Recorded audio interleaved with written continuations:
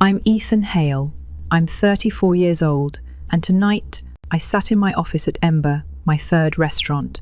The buzz of late night customers had just faded, leaving only the low hum of the kitchen's cleanup and the soft clink of dishes. It was past 9:30 p.m, but I stayed behind, as I often did.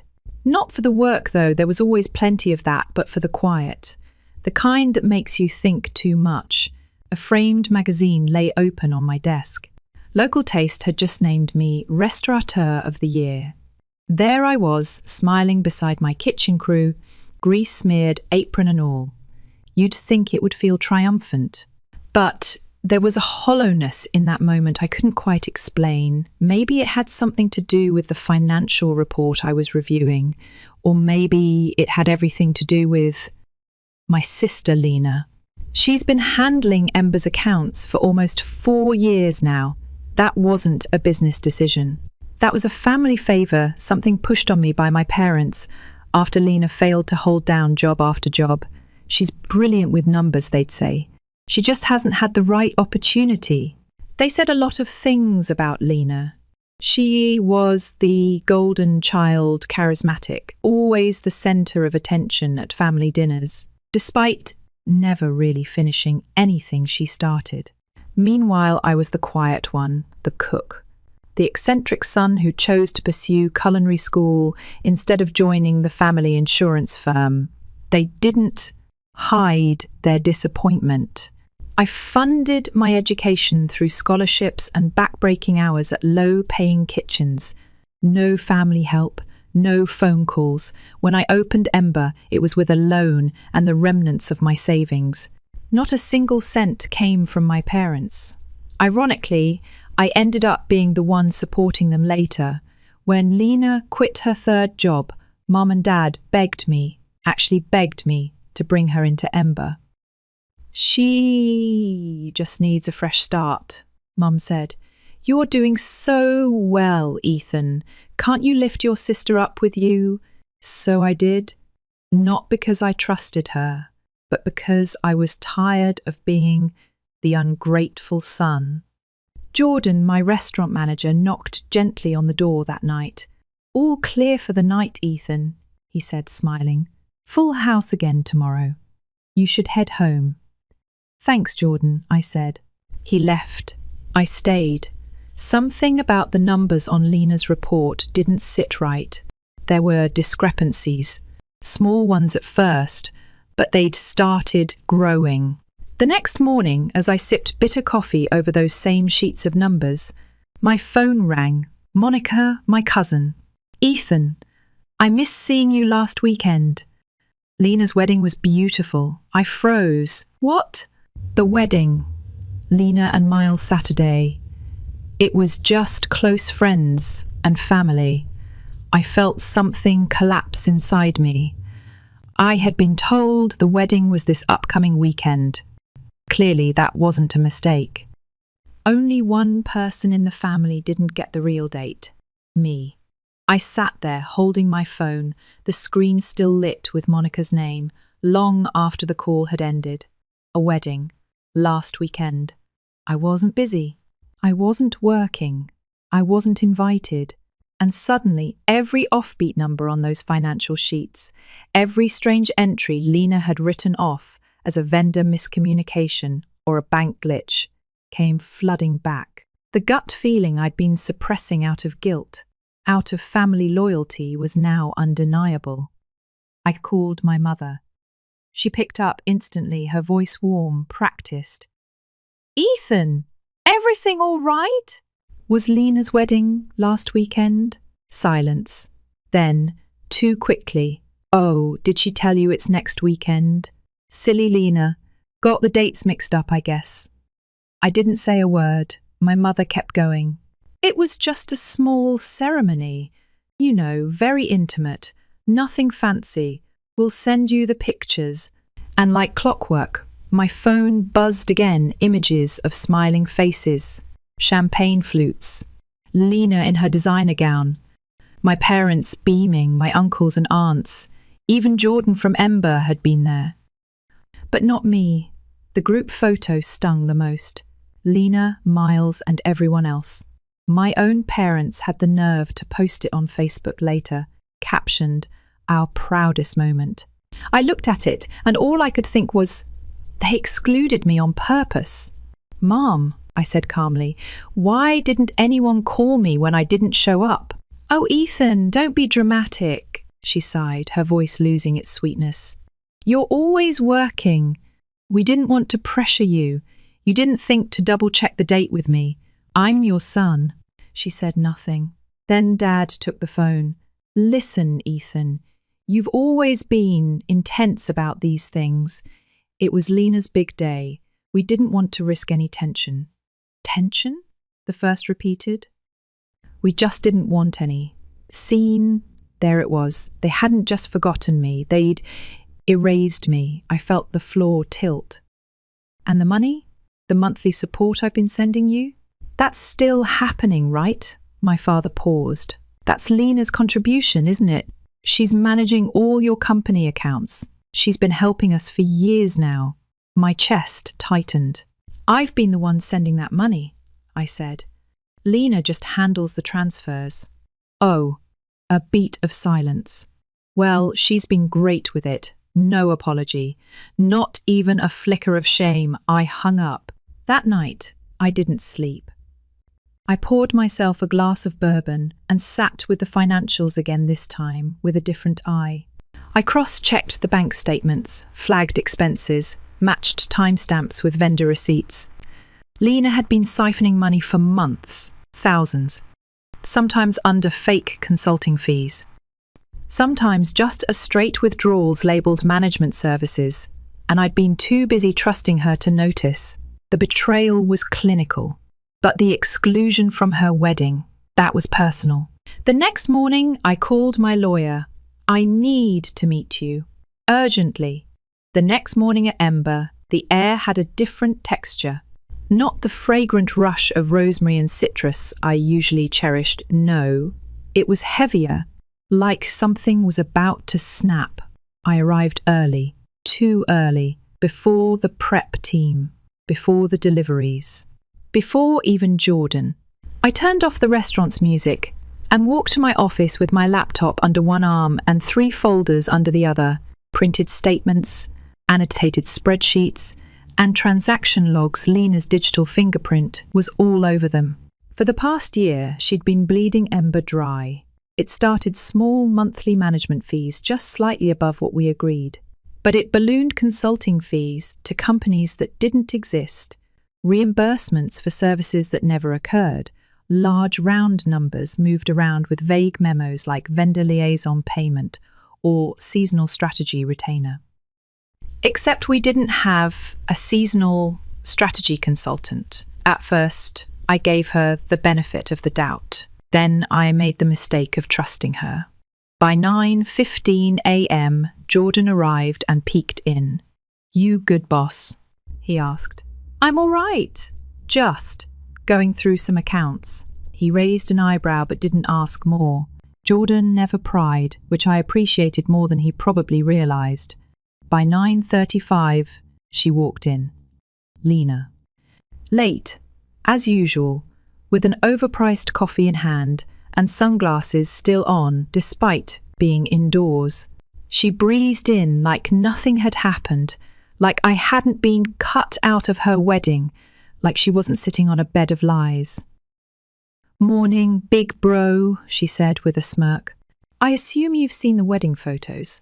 I didn't answer. I just nodded toward the chair across from me. "Sit down." Lena blinked at the tone.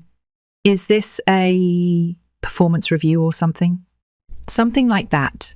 She lowered herself into the chair, still playing it cool. "Listen, before you start, Miles, and I didn't want a big ceremony, you know how messy things can get when family is involved. You mean how messy I can be?" She shrugged. "You said it, not me." I let that hang in the air a beat longer than was comfortable, then slid the first folder across the table. "What's this?" she asked, flipping it open lazily. "Oh, numbers. You do know I handle these, right?" "Yes," I replied calmly. "And that's the problem. Her eyes scanned the first page. She paused, then turned another. Slower this time. What am I looking at? Every transaction you've made in the past year that isn't legitimate. Lena stiffened. Excuse me? Page 2 shows recurring phantom payments $500 a month, labeled management fees. We never approved those beyond your salary. Page 3, $2,000 per month for consulting from a firm that doesn't exist. Page 4, receipts you fabricated for equipment we never purchased. You're being paranoid, she snapped. No, I said, my voice flat. I'm being precise. She leaned back in her chair, arms crossed. I've done everything for this company. You wouldn't even be this successful without me. You were a glorified bookkeeper, I said coldly, and a sloppy thief. The mask cracked just a flicker, but I saw it. Where do you think the money came from that you generously sent to Mom and Dad each month? Because they certainly believed it was your hard-earned cash. That money was from me. It was my money, Lena. You transferred it from Ember's accounts, renamed the sender, and called it a personal gift. You let them believe you were supporting them while I was the ungrateful son. She opened her mouth, then closed it. Her fingers twitched on the edge of her coffee cup. It was for the family, she said finally. Mum and Dad were struggling. You have so much already. I was just balancing things. You weren't balancing. You were stealing. You think you're so righteous, Ethan. You and your precious little restaurant empire. But guess what? No one in the family even likes you. They never have. They just tolerate you because you pay the bills. I breathed slowly through my nose, forcing my voice to stay even. I'm not here to debate popularity. I'm here to tell you that you're done, she stared. Excuse me? You're fired. Effective immediately. You can't fire me, she said, her voice rising. I'm your sister. And you were an employee who embezzled company funds, I replied, sliding another document toward her. This is a legal notice. You'll be required to return the misappropriated amount or face legal proceedings. Lena grabbed the paper with shaking hands. You're serious? I nodded. Dead serious. Her expression curdled. Do you have any idea what this'll do to me? Miles doesn't know. My friends think I'm part owner of Ember. I built that image to what? To hide the fact that you've never built anything on your own? Her jaw clenched. This is cruel. You're cruel. What's cruel is stealing from the person who gave you a chance after everyone else stopped believing in you. She stood up, trembling with fury. You'll regret this, Ethan. I swear to God you will. You're going to be alone. Like always. Maybe, I said. But at least I'll be honest. And clean. She stormed out of the office, slamming the door hard enough to rattle the walls. I exhaled and sank back into my chair. My hands were still trembling, not from fear, but from release. The tension I carried for years was beginning to lift. Minutes later, Jordan poked his head back in. That sounded intense. Everything's fine, I said. Lena won't be coming back. He didn't ask for details, just nodded once. About time. I closed my laptop and looked around the room, my space, my work, my vision. And for the first time in a long time, I felt like it was mine again. I thought firing Lena would be the end of it. I thought handing her that legal notice, firm and quiet, would sever the last toxic thread. But it wasn't over. That night, Ember was packed. The energy in the kitchen was loud and electric, orders flying, pans hissing, servers buzzing like bees. I stayed on the line for most of the evening, slicing, tasting, plating, doing what I loved. What I built with my own two hands. Jordan shot me a look around closing time. You okay? Yeah, I said, wiping down the steel counter. Actually, yeah. Better than I've felt in years. I stayed after, had a glass of Malbec with the crew, laughed at dumb stories from the bar staff, and finally locked up near midnight. The sky was clear. Cold wind nipped my face as I drove home, windows cracked just enough to feel real air for once. When I pulled up to my place, I immediately spotted it. A black SUV idling in front of my driveway, and a figure sitting on the bench by the walkway. Even before I stepped out of the car, I knew. Lena. I killed the engine and got out slowly, the gravel crunching underfoot. She stood up, her face catching the porch light. Her expression wasn't the smug mask I'd seen in the office earlier. This time, it was twisted rage, desperation, something close to panic. Finally, she snapped, arms crossed. "I've been sitting here for over an hour. You should have gone home," I said, walking past her toward the door. "Don't you dare ignore me," she shouted. I stopped, turned, but didn't move closer. "What do you want, Lena? I want you to listen to me. You owe me that much." "Owe you?" I laughed softly. "After everything, it was a mistake," she yelled. "I didn't mean for it to spiral like this." "No," I said flatly. "You meant every part of it. You meant to exclude me from your wedding. You meant to lie to Mum and Dad. You meant to steal from my company. You just didn't expect to get caught. You're twisting things." "I'm seeing them clearly." She stepped closer. "You don't understand what it's been like. Always being second, always hearing about Ethan the genius chef, Ethan the successful one. I was the one who had to fix everything at home while you played with knives in New York kitchens." I tilted my head. Played with knives? I nearly lost my fingers more times than I can count. "You mean when I worked double shifts to afford school while you took a gap year in Spain?" "I did what I had to do," she snapped. "No, Lena, I did. You just took what I built." She swallowed hard. "Do you know why I didn't invite you to the wedding?" "You mean why you told me the wrong date?" She nodded, slowly. "I couldn't let you come. You'd have shown up. Everyone would have paid attention to you, not me. That's how it's always been. Even when you're quiet, you steal the room." "I didn't say anything. You make me feel invisible," she whispered. "That's not my fault," I replied. "That's the part you never get." She bit her lip. "I needed the money for the wedding. The dress, the venue, and Miles. He thinks I'm a partner in Ember. You lied to him too? He wouldn't have stayed if he knew I was just your sister working admin." I closed my eyes. "So you built your marriage on a lie. Don't say that. Does he know now?" Her silence was answer enough. "I told him everything would be fine," she murmured. "That you'd take me back. That you'd fix it. Like always." "No," I said. "Not anymore." Her face twisted. "If you don't let me come back, he'll leave." "I'm sorry," I said. "But that's not my responsibility. You're heartless." "No," I replied. "I'm done." She lunged forward.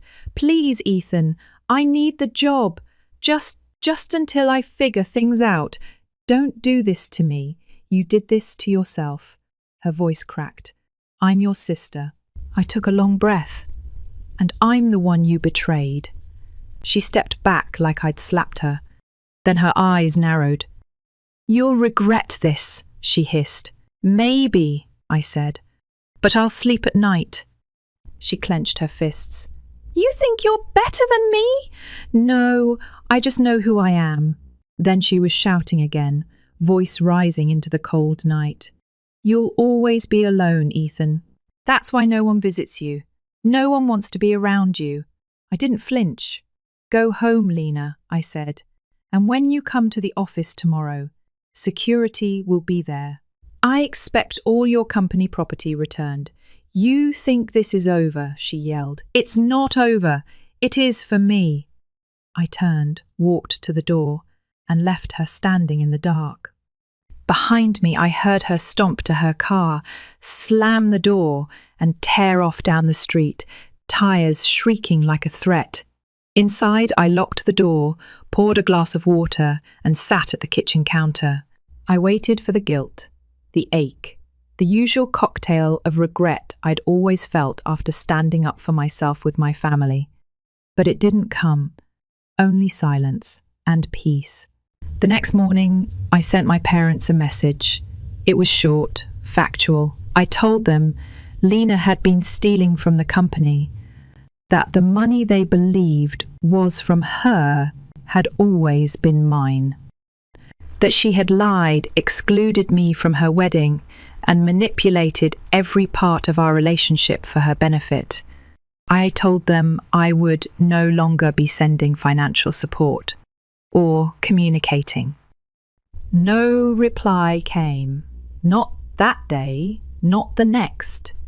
And for the first time in years, I didn't chase it.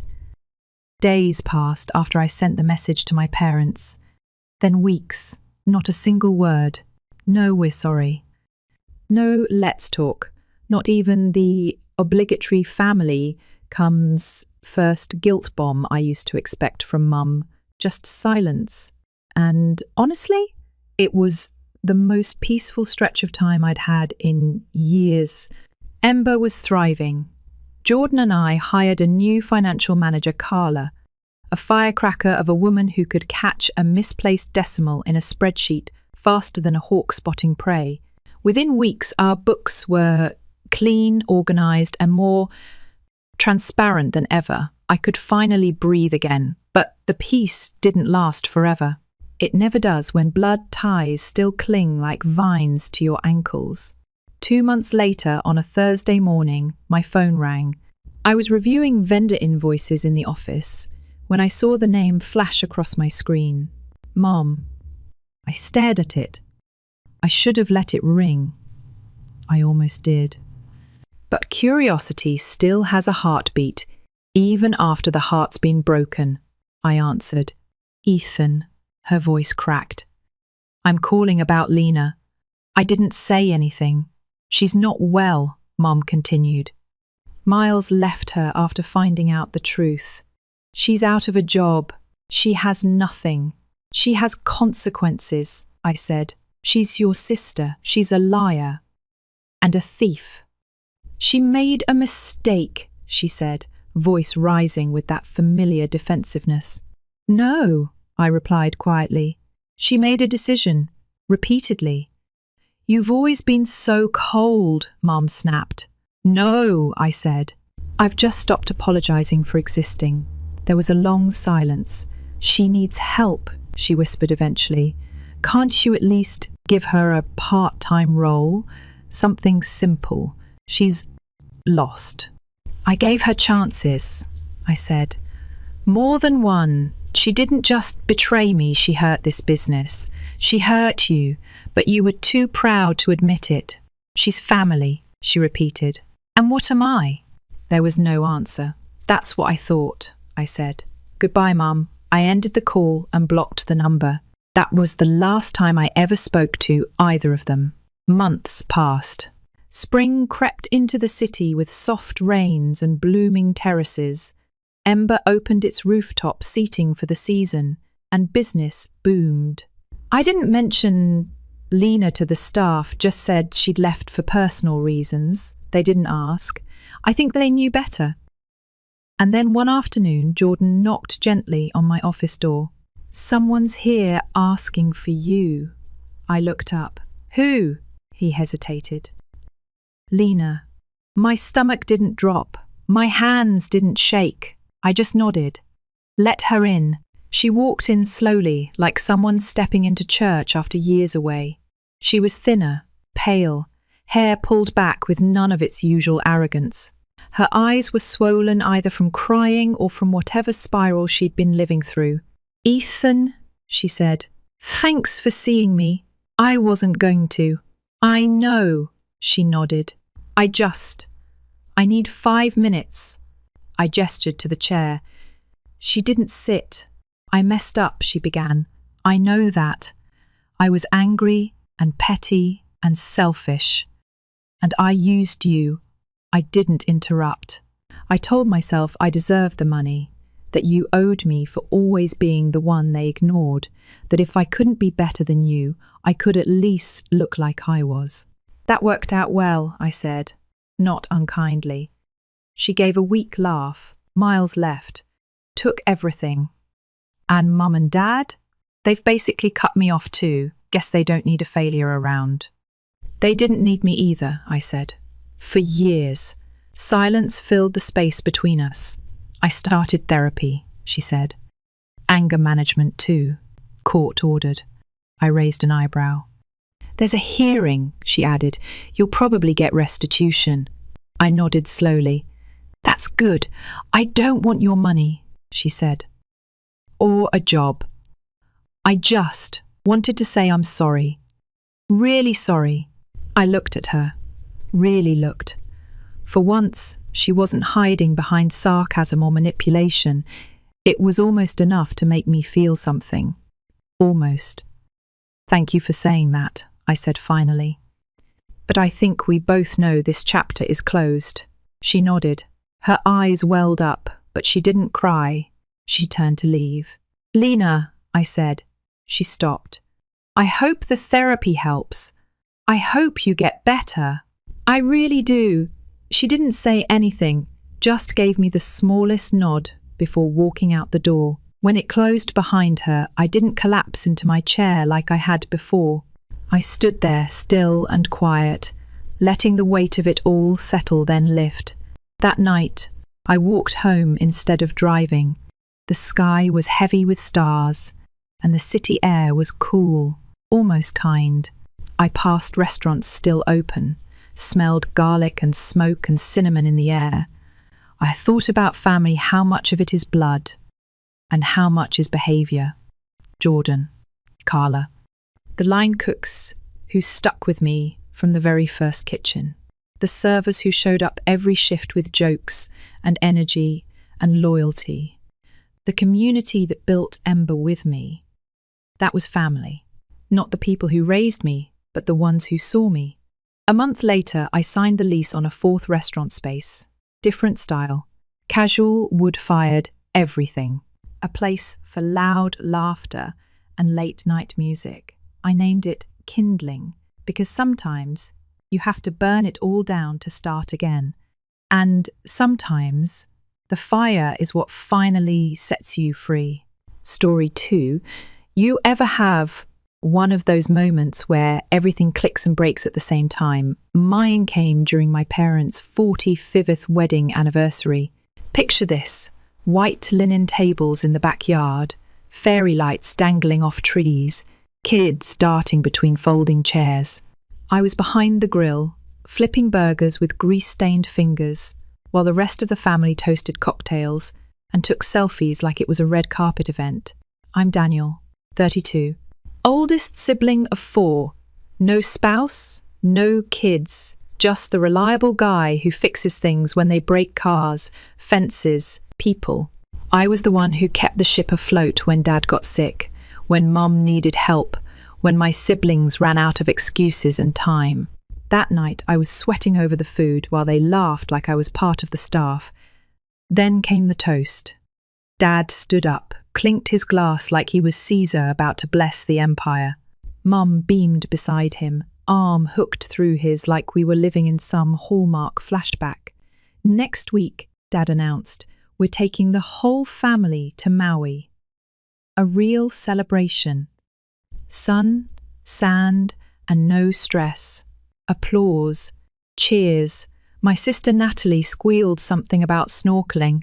My brother Troy high-fived his kids. I grinned. Sounds amazing. What time's the flight? And that's when Dad did it. He blinked at me like I'd asked something deeply inappropriate. You're not coming. What? I laughed a little, thinking it was a joke. You're not part of the group for this one, he said louder, waving his hand. You'll stay back. Watch the kids. We need someone responsible here. And just like that, I was erased. Mum chuckled. Natalie looked down at her drink. Troy avoided my eyes altogether, like everyone had agreed behind closed doors, and I missed the memo. The worst part, nobody even looked shocked. Just like that, I wasn't a son, I wasn't a brother, I was the guy they left behind. I don't remember walking away, but I must have. I found myself in my truck 10 minutes later, parked outside my apartment, staring at my toolbox like it had answers. I lived alone in a one-bedroom, cluttered with old photos and half-finished projects. Every item had a memory tied to them, and none of them felt like mine anymore. I didn't cry, I didn't yell. I packed. Jeans, a couple shirts, my work boots. The rest could rot. I grabbed my emergency fund, just enough to get me out of town, and booked a one-way bus ticket to a coastal city I'd always dreamt about but never dared to visit. I didn't tell anyone, not even my youngest sister, Anna. She was 19, the only one who didn't treat me like an appliance with a beard. But even she couldn't stop me. At 4:00 a.m. I left. No note, no voicemail, just silence. When I stepped off that bus, it was like breathing real air for the first time. The city smelled like salt and diesel and independence. I found a room above a dive bar, cheap, loud, and utterly perfect. The landlord didn't ask questions. He saw cash and handed me a key. It wasn't much. A stained mattress, a leaky sink, and a fire escape view. But it was mine.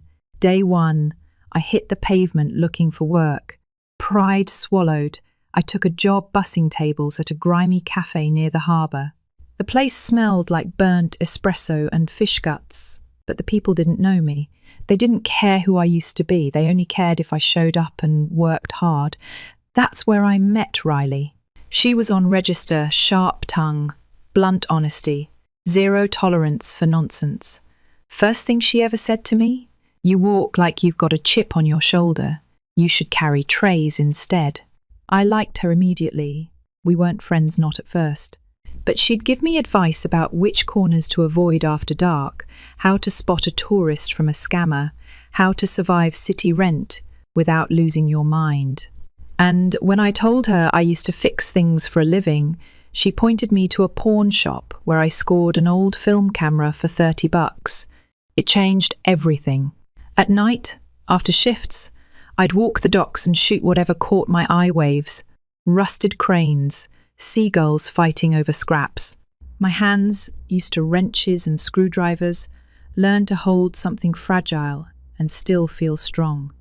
Back home, no calls, no texts, not even a "where'd you go?" I told myself I didn't care. I almost believed it. But then, one night, my phone buzzed. Anna. I stared at her name for a while, then picked up. "Dan, are you okay?" Her voice cracked like she'd been crying. I swallowed. "I'm fine." "They're freaking out. They just now noticed you're gone. Mum said you were being dramatic." I almost laughed. "Figures. Dad said you'll regret this." I let that hang. Then said, "I already regretted staying." She didn't answer, but she didn't hang up either. A week passed, then two. Riley noticed the dark circles under my eyes and handed me a flyer after shift. Photography walk. Free. Downtown gallery. She shrugged. "You've got an eye, even if your clothes say otherwise." I showed up, nervous as hell. Everyone else had these giant, sleek DSLRs and tripods that cost more than my rent. Me? I had my beat-up Nikon and coffee-stained jeans. But no one laughed. The guy running it, Jordan, looked at my shot of a fisherman smoking at dawn and said, This is raw. I like it." It felt like someone cracked open a door I didn't even know existed. I kept showing up, taking shots, learning framing, lighting composition. The city wasn't home yet, but it was becoming something better, mine. And Just when I thought I was out of the woods, the phone rang again. This time, it was my father. When my dad's name lit up on my screen, I just stared at it. There was a time I would have answered before the second ring, ready to fix whatever fire he lit. This time, I let it buzz until it almost stopped. Then I picked up. "Daniel," he said, voice rough like gravel. "Where the hell are you? Straight to business. No, are you okay? No, we miss you." Just a tone that said I'd left dishes in the sink, not walked out of their lives.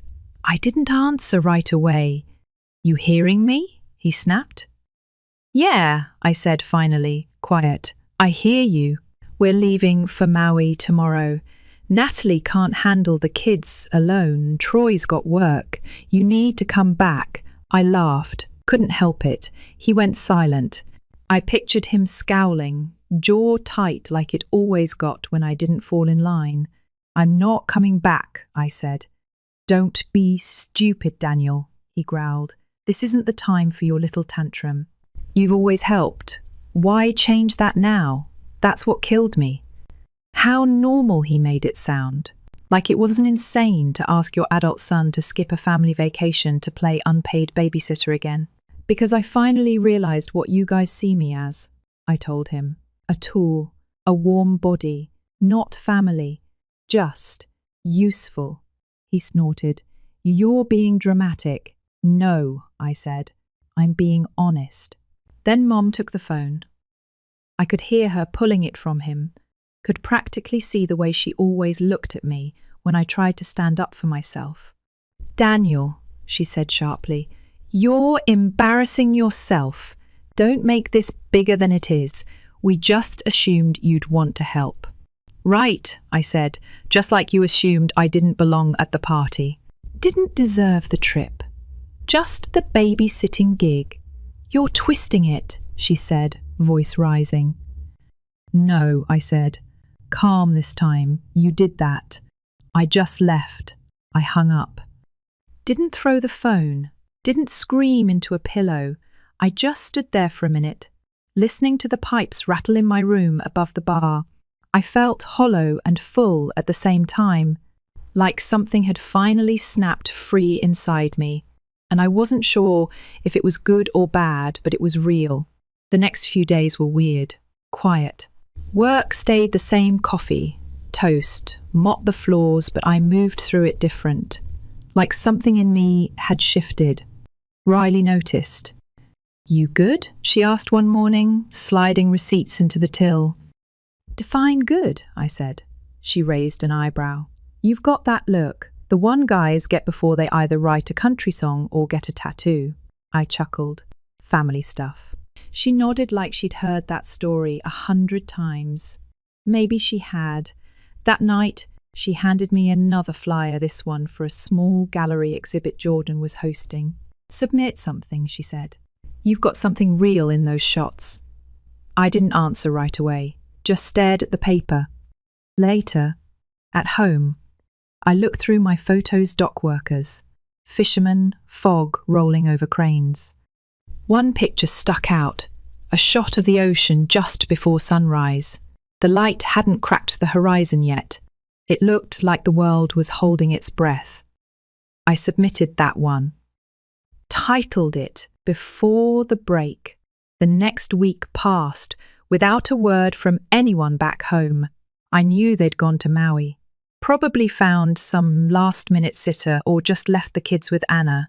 I pictured them smiling for photos, pretending nothing was off. That's what my family was good at, pretending. Then, late one night, Anna texted. They came back early. Big fight. Dad's pissed. Mum won't talk to Natalie. Whole thing's a mess. I stared at it for a long time.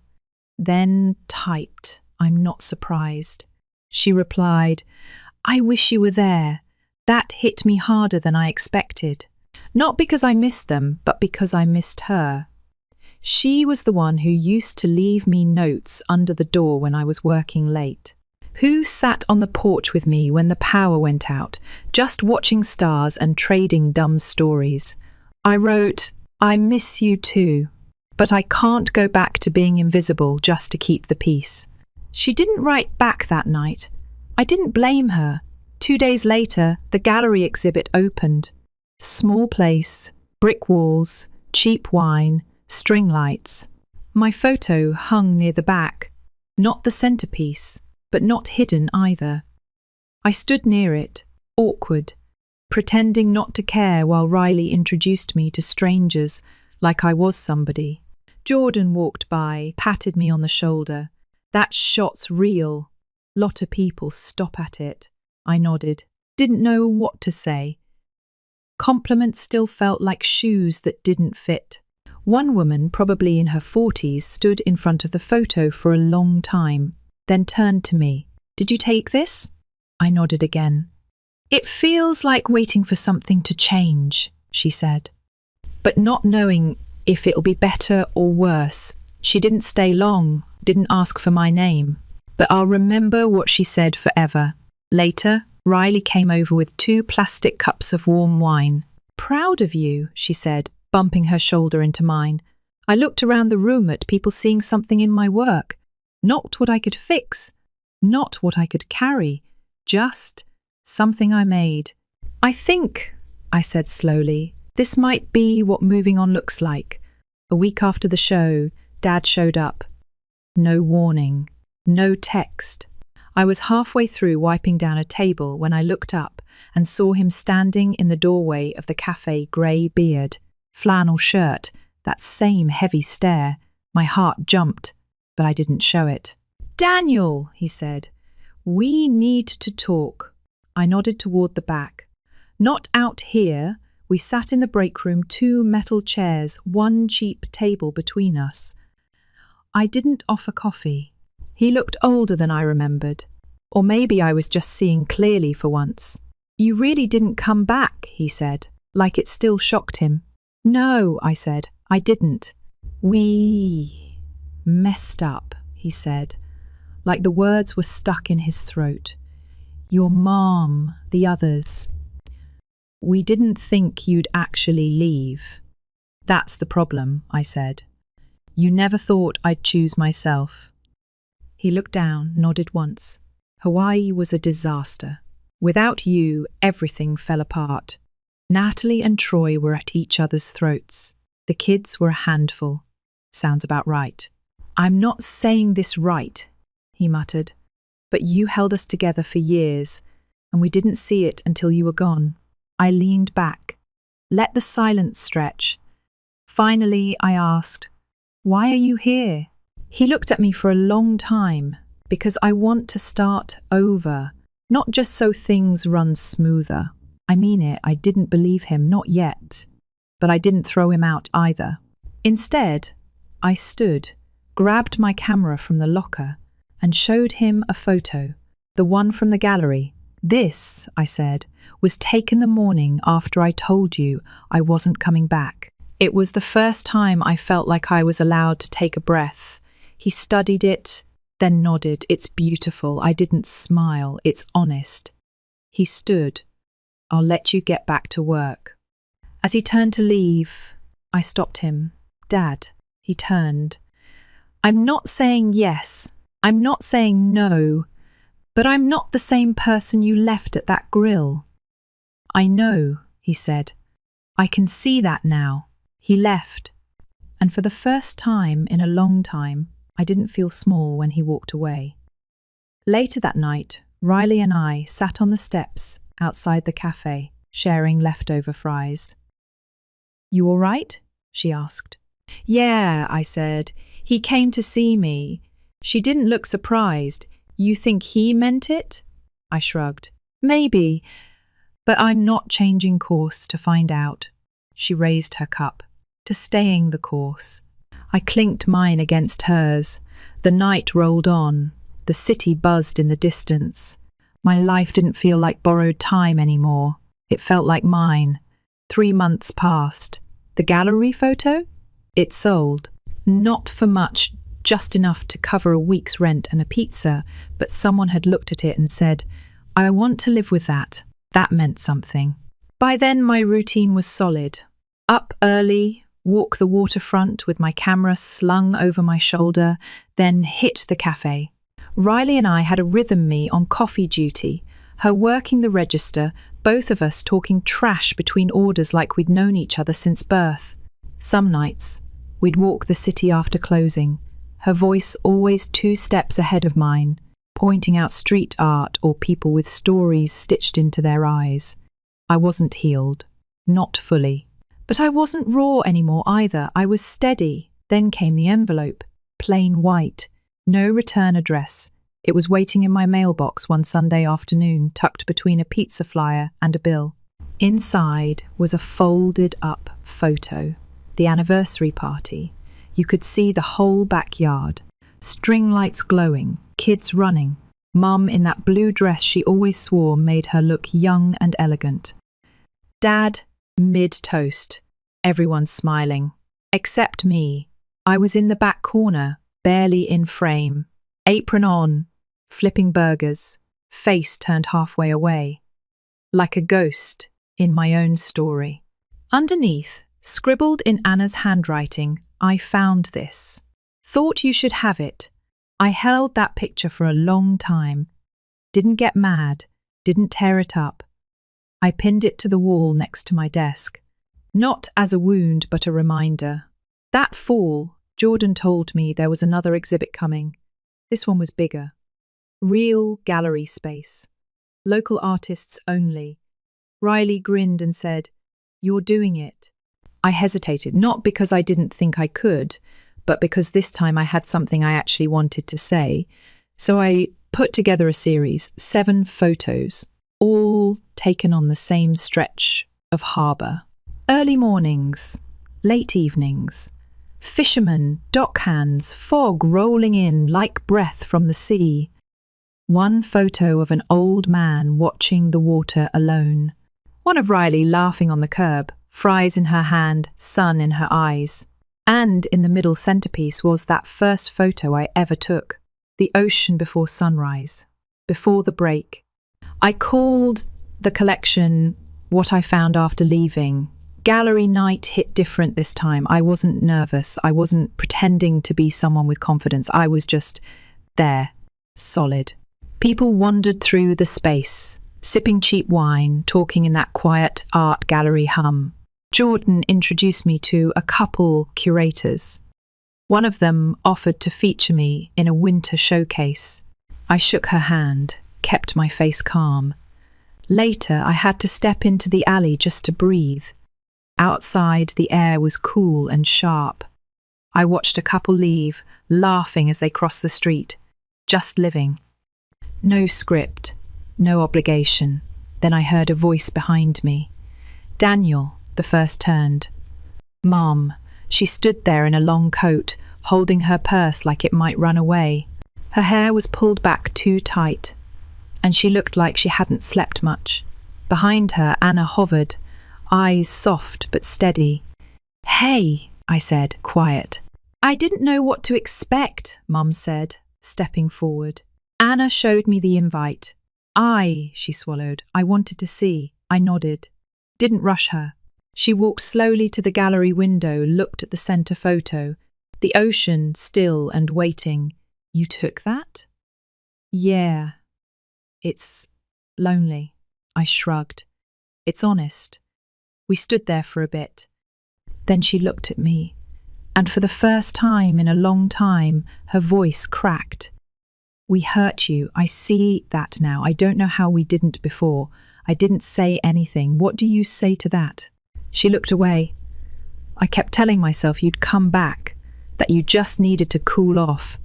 But when you didn't, I started wondering if maybe we never deserved you coming back. That hit harder than I expected. I could have cracked right then, but I stayed calm. I'm doing okay, I said. She nodded. I can see that. Anna stepped up, nudged my arm. You want to show us the others? I hesitated, then opened the door and led them in. We walked slow. I pointed to each photo. Told little stories. Didn't try to impress them. Just shared. They listened. Mom teared up at one shot, an old man sitting alone at the edge of the dock. "That one's Dad," she whispered. I didn't answer. Maybe it was, maybe it wasn't. Didn't matter. At the end, I stood in front of the final photo with them, Riley on the curb, laughing like the world was easy.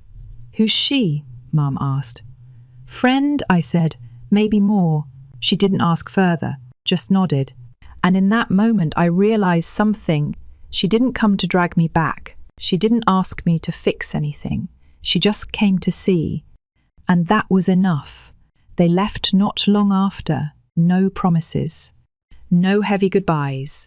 Just a hug from Anna, a quiet thank you from Mum, and a small smile as they walked down the block. That night, Riley found me at the pier. "You looked good in there," she said, sitting beside me. "Thanks." She pulled a fry from a paper bag. "Your mum looked like she saw a ghost." "Maybe she did," she laughed. "Nah, she saw a man." One she hadn't bothered to really look at before. I didn't respond. Just let the wind fill the quiet. That winter, I got offered a spot in the Downtown Gallery's seasonal exhibit. They asked for 3 pieces. I gave them 4. One of the ocean, one of the dock, one of Anna on the fire escape writing in her journal, and one of me, taken by Riley, sitting on the rocks, camera in hand, looking at the waves. I didn't go back. Not really. I visit sometimes. For holidays. For Anna. But I never stay long. That life, the one where I was invisible until they needed something, it's gone. I don't miss it. Because here, I'm not a background blur in someone else's celebration. I'm the whole picture. And the camera, it never lies. If this story felt familiar, if you've ever had to walk away just to breathe again, know this, you're not alone. Sometimes the hardest thing you'll ever do is leave. But it's also the first step toward everything you never thought you deserved. Thanks for reading. And hey, if you've got your own I chose myself moment, I'd love to hear it. Drop it in the comments. Let's remind each other what it looks like to come back to life. Story 3. Ever have one of those moments where the world flips on its head and you're the only one who saw it coming?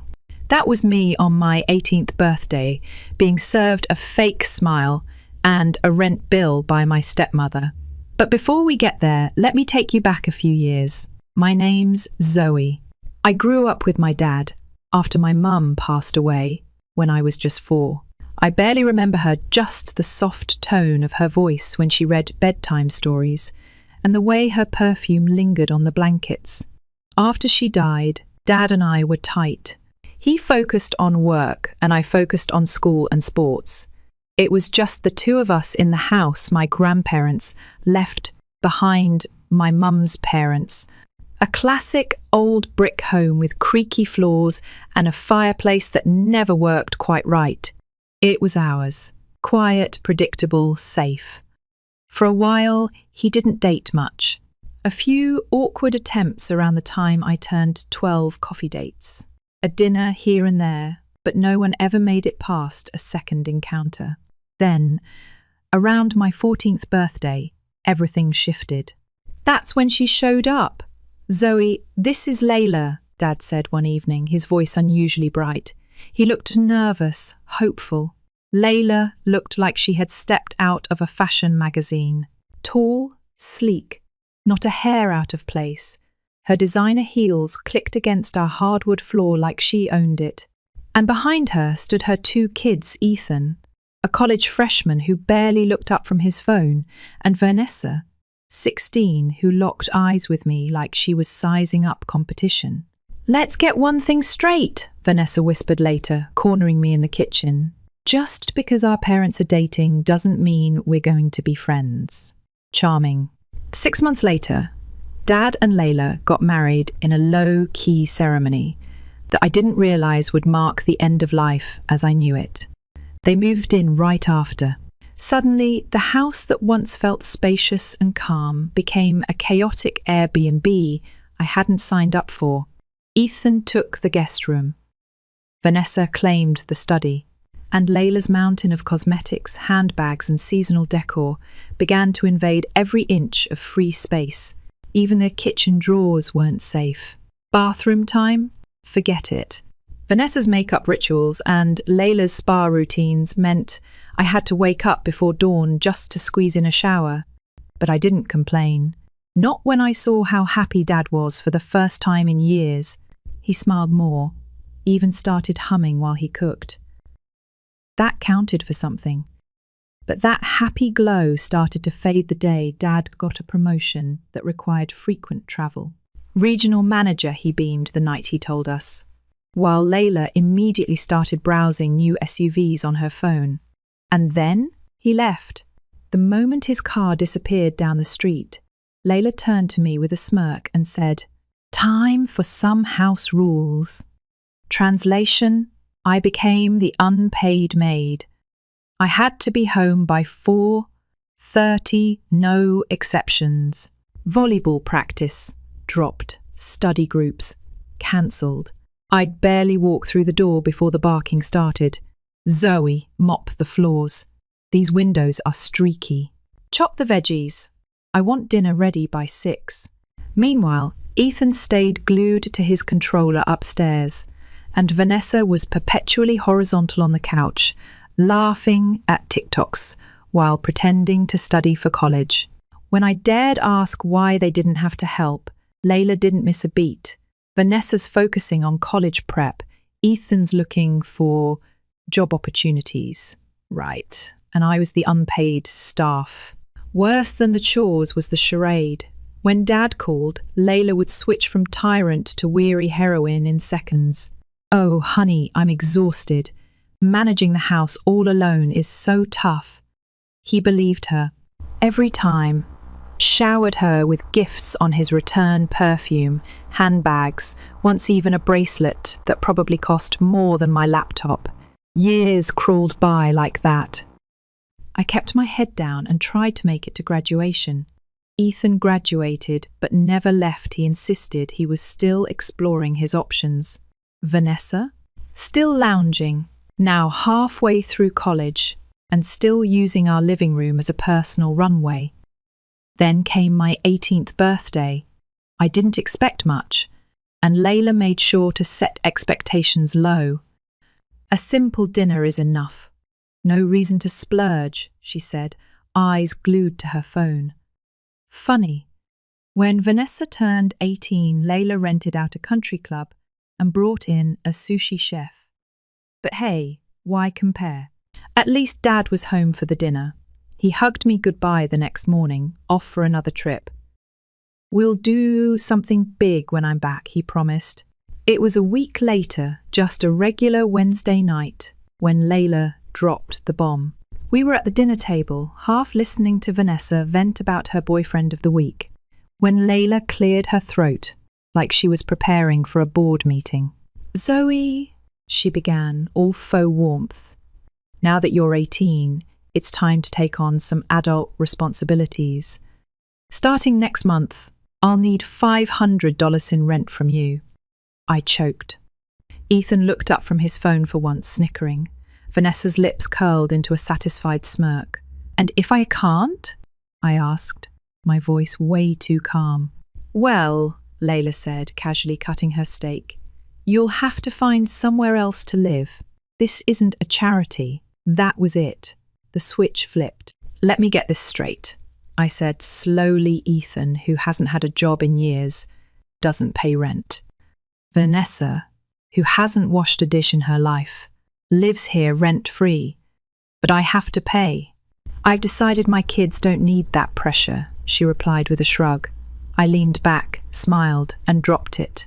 "I won't be paying rent." Layla blinked. "Excuse me? Because this house," I said, "is mine." Dead silence. Then laughter. First Ethan, then Vanessa, then even Layla joined in. "That's cute," she said. "But seriously." I didn't flinch. My grandparents put the house in my name before they passed. It's legally mine. That shut everyone up. Layla's smile curdled. "I'm calling your father." She put him on speaker. "David, Zoe is claiming the house belongs to her. That's not true, right? Long pause. Then, actually it is. Her grandparents put it in her name. I thought you knew. Layla's mouth opened and closed like a goldfish gasping for air. She ended the call without a word and slammed her phone on the table. Let's forget this happened, okay? She said with a forced laugh. No rent. It was just a misunderstanding. I didn't respond. I just stood up and walked away. But that wasn't the end. Not even close. The next morning, as I was walking downstairs, I overheard her on the phone. She was whispering to Dad, "We need to get Zoe out. She doesn't belong here anymore." Dad didn't argue. In fact, he suggested encouraging me to pick a college out of state. That was the last straw. That morning, as everyone gathered for breakfast, I dropped my own little bomb. Starting next month, rent's due $500 per person. Silence. You can't be serious, Layla gasped. Why not? I said. Seems fair. You're punishing us. Just teaching you financial literacy, I replied with a smile. That was the beginning of the end. And trust me, what came next. That's when the real unraveling began. I wish I could say they handled the news like adults, but nah. The moment I mentioned rent, the energy at the table cracked like glass. Layla dropped her toast mid-bite. Ethan looked like someone deleted his save file, and Vanessa clutched her coffee mug, like it might offer her moral support. You're being petty, Layla finally snapped. This is revenge. And for what? For asking you to contribute like an adult. I didn't flinch. Nope. Just treating everyone equally. Adults pay rent, remember? You're too young to understand how the world works. Layla, I said, calm as ever, I might be young, but I own the house you live in. I think I understand a few things. She went pale. Real pale. Like she realized this wasn't just a teenage tantrum. This was real. Ethan tried to step in. You're just mad because no one coddles you like Dad used to. Coddles me? I laughed. Bro, I've been scrubbing your dishes for 3 years while you sat around pretending to job hunt. Vanessa rolled her eyes. This is so dramatic. I turned to her. When was the last time you bought your own shampoo? She didn't answer. Layla stood up so fast her chair scraped against the floor. I won't stand for this kind of disrespect in my own. She stopped herself, mouth tightening. In my house? I finished for her. Not quite. That stung. I could see it, but she wasn't done yet. She stormed off, shouting for Ethan and Vanessa to pack their things. We're leaving, she hissed. You'll regret this. Funny. I didn't feel regret. I felt light. I stayed at the table, slowly finishing my cereal while I listened to them stomping around upstairs, drawers opening, bags zipping. An hour later, the front door slammed, and just like that quiet, I should have felt victorious. But truth? I mostly felt tired. That evening, my phone rang. Dad. I knew it was coming. You kicked them out? He barked before I could say anything. What the hell is wrong with you, Zoe? I didn't kick them out, I said, keeping my voice even. I gave them the same rent offer Layla gave me. They chose to leave. He was fuming. Sandra's talking about divorce. She's heartbroken. And Ethan and Vanessa, they're devastated. I almost laughed. You mean the same Sandra who tried to kick me out of my own house while you were off in Chicago shaking hands with your regional managers? He hesitated. I heard the whole call, Dad. She wanted me gone. And you didn't stop her. You agreed with her. There was a pause. Then he said the thing that sealed it. She's my wife, Zoe. I have to keep this family together. I sat with that for a second. Funny, I said. I don't remember you fighting that hard for the first family you had. That shut him up. He hung up a minute later. Didn't even say goodbye. Graduation came a week later. Dad didn't show. Layla didn't send a card. Vanessa posted a bikini pic captioned Freedom the same day. Ethan liked it. But you know who did show up? My best friend Talia's parents. They brought flowers, took pictures, and made me feel like I mattered. After graduation, I finalized my college plans. Northwestern. Far, but not too far. The house was too much to manage alone, so I hired a property manager and listed it for rent. A sweet family moved in, a couple with 2 little girls and a golden retriever that barked at birds like they were burglars. The rent covered my tuition and gave me breathing room. Actual freedom. But that wasn't the end either. A month later, Dad showed up, unannounced. I was packing for school when I heard a knock. I opened the door and there he was, looking tired and stiff in business casual. Layla stood behind him like she was trying to manifest forgiveness through sheer posture. Ethan and Vanessa trailed them, arms crossed, like backup dancers with attitude. We came to talk, Dad said, not looking me in the eye. I stepped aside, letting them in. Not because I wanted to, just to see what their end game was. We've been thinking, he began, sitting stiffly on the edge of the couch. Let's just put all this behind us. We're family. Layla jumped in. You can drop the rent nonsense and we'll move back in. No drama. Just a fresh start. I raised an eyebrow. So, you want me to let 4 adults live rent-free in my house again, after trying to evict me from it? It wasn't personal, Layla said, hands fluttering. We were trying to help you grow up. Oh, don't worry, I said, deadpan.